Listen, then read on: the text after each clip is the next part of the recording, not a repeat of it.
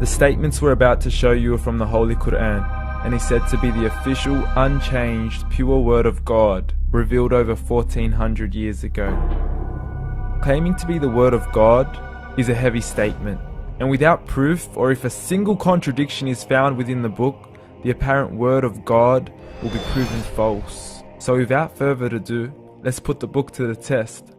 In the 23rd chapter, titled The Believers, from the 12th to the 14th verses, God is said to give a detailed description of how the human being is formed.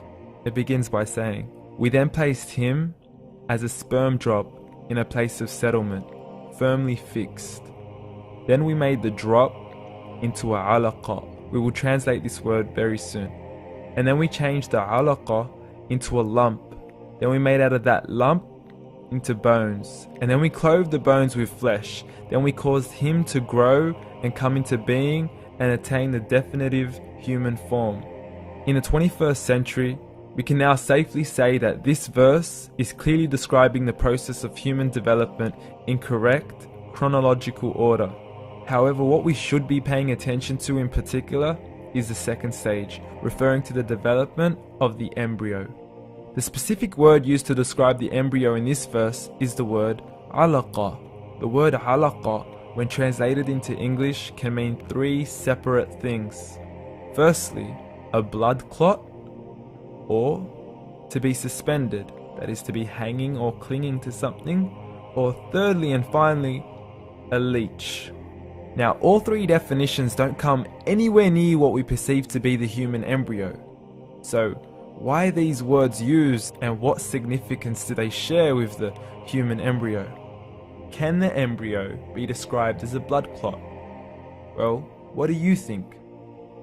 In the third week of embryonic development, a tubular heart joins with the blood vessels to form a primordial cardiovascular system, and by the end of the third week, the blood is circulating and the heart begins to beat on day 21. The first thing that comes to mind in regards to being suspended or hanging is the umbilical cord. But we can't use that example because we are simply referring to step 2, before the baby has even formed. But we now know today that the umbilical cord is formed from the connecting stalk. And the connecting stalk is formed as soon as the embryo is formed. The embryo's connecting stalk has even been described by John Allen and Beverly Kramer as an object to suspend the developing embryo in the extra-embryonic column. So an embryo is suspended and does have a strong resemblance with a blood clot. What on earth would an embryo have to do with a leech?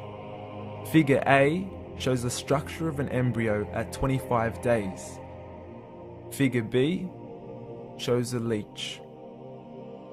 Now please note once again that the embryo in this stage is no greater than the size of a kernel of wheat. This is an X-ray of the embryo at 22 days. This is the internal structure of a leech. It's mind-blowing stuff, but you still haven't seen anything yet. This is the head of the embryo at 22 days. The detail you are seeing right now is absolutely impossible to be seen with the human eye and can only be seen with a microscope. This is the back end of a leech. There's no other words used to describe this other than mind-blowing. The pictures we have shown you are impossible to be seen with the human eye or even to be predicted by the human mind. Once again, the verses we have shown you were revealed over 1400 years ago to a man who couldn't read nor write. Are these the words of God? Descriptions of the human embryo in the Quran cannot be based on scientific knowledge in the 7th century. The only reasonable conclusion is that these descriptions were revealed to Muhammad from God, from God, from God, from God.